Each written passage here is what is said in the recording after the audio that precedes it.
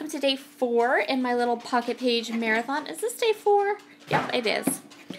Today, I'm going to go ahead. I'm just showing you though that after this spread, I only have one side of one page left, which means day 5 will be super duper quick and easy, right?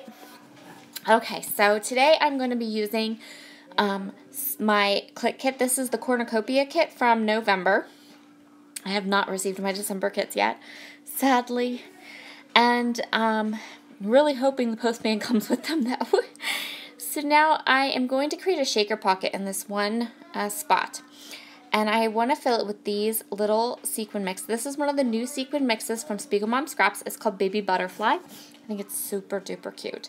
So I just went through all of the papers, tried to use as many scraps as possible and not full sheets, and I really think I only ended up cutting into one full sheet.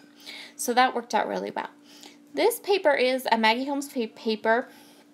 It's from Carousel, and I'm going to use my very favorite tools for making shaker pockets, which is these little kits from Queen & Company. I think they're wonderful. I'm going to go ahead, and what I decided to do is I'm going to put these little girl heads in the shaker pockets, and I'm going to use this die cut pack. These are from the kit, and they're from Pebbles Girl Squad line. Sorry for the background noise. My nephews and my niece are all here today because they had a snow day and their parents had to work, so we have a little bit of extra company at our house today.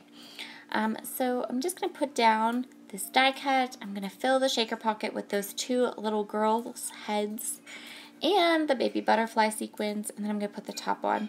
So I'm not sure what to do with these girls' heads. There's a bunch of them in the Girl Squad die cut pack, and I have 2 of these die cut packs, but I thought they could shake around in there and be perfectly fine, right? Right, totally.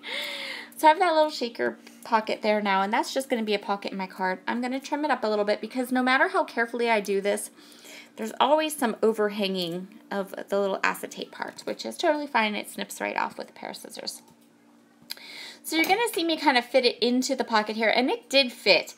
But after I had done this and kind of thought about it a little bit, I went ahead and changed it and put it on top of the pocket page. So when you see it in the flip through or with the photos, you'll see it.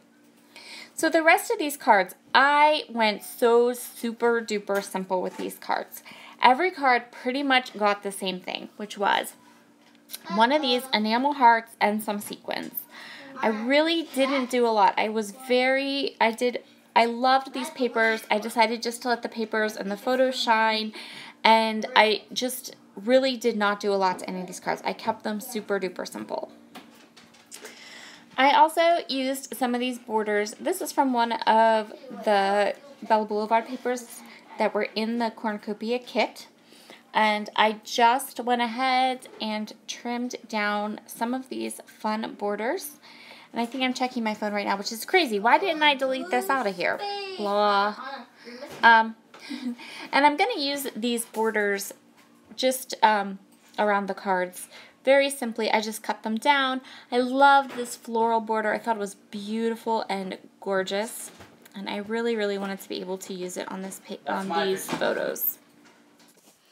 And so, yeah, I'm just going to go ahead and add more of these hearts and a couple sequins and move on to the next card.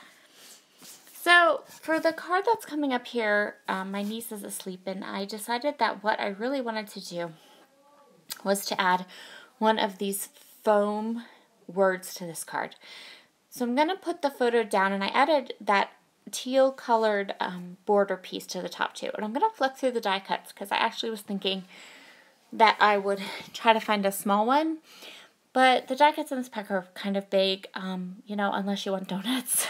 So I decided that wasn't going to work, and I'm going to go back and just put down the foam word.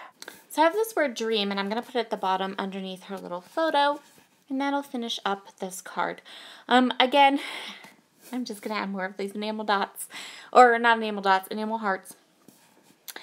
And I will say, I've watched a couple of other scrapbookers on YouTube that have these foam thickers from Pebbles. That's the Girl Squad ones. And they were talking about having trouble getting them to release off the paper, and I had a really hard time getting mine to release too. So if you have that product in your stash, it might be a good idea to get it out and use them up and get them onto pages quite quickly, because they obviously have a little bit of a shelf life, and you don't want to end up having to rip them or tear them or have them permanently adhered to the backing paper. So onto the other card. I'm going to use another one of these foam words, especially after I had such a hard time getting that off the backing paper. I thought, you know what, let's use as many of them as we can. And I have another whole pack of them, so you might see them a lot in small clubbing projects. So I'm going to go ahead and put the foam word down. And then I thought there was, in the die cut pack, I noticed there was a heart, and my thought had been that I could take the heart, it says Girl Squad, but I thought I could cover it with that really large enamel heart right there, the black enamel heart, but it's not going to fit. But I did try, I made an attempt, but yeah, that giant one, you could still see the words behind it, so oh well. We just went back to the standbys for these 2 pages. I did think about fussy cutting those flowers too, but in the end, I just add an enamel dot, an enamel heart, and some sequins. So this is going to be, well, almost the second to last page. And again, I kept these 2 pages so simple and easy. I'm pretty much just going to do the same thing that I did before with the border and the enamel hearts and the sequence. For the last pocket, my last card here, I'm going to do a little bit something different. So earlier in this book, I had used one of the Paige Evans suede bows from Take Me Away. I used the bright, like, fuchsia-y colored one. And I wanted to repeat that element again somewhere in this book. So I went ahead and grabbed the purpley lavender one because that one matched really well with the rest of my kit. And I decided that I would use that purpley one to finish off my last pocket page. And so that's going to complete both of these pages, and I'm going to go ahead and just fill the album up now with these pockets, and there will be some close-ups here at the end. I hope that you have a wonderful rest of your day.